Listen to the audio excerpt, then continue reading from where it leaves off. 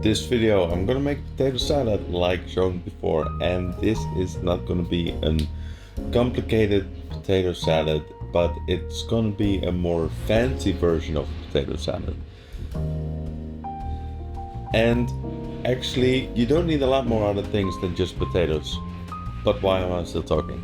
Let's start cooking.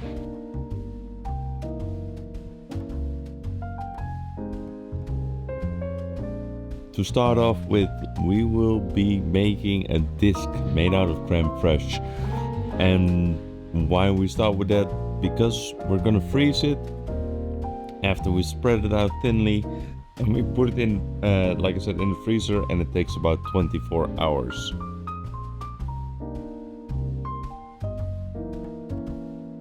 So, since we're gonna use mainly potatoes, grab your potatoes and peel them. Save the skin because we're gonna make a broth out of it, or a tea. And how you do that is by boiling the potato skins for just a few minutes and then strain it, to save the liquid. You can add a little bit salt while boiling it, but it's not needed. We're gonna add some ponzu and soy later on when everything is cooled down.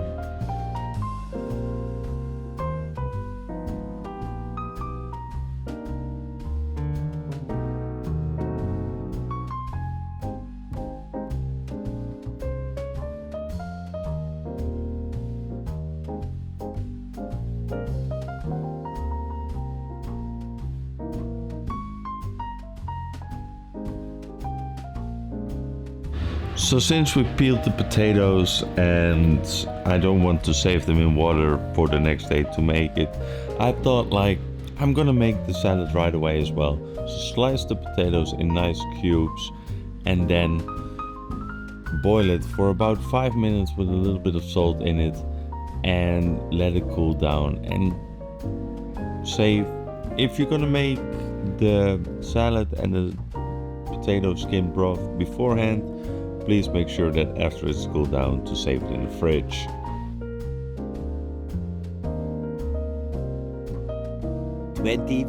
Hours later. So it's now the next day and the the creme fraiche is frozen in my freezer. I seasoned now the lovely tea, the potato skin tea.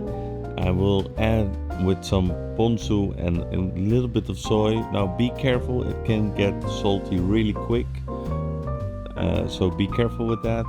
And for the tomato cubes, or the potato cubes, sorry, add just a little bit of oil to make it a little bit more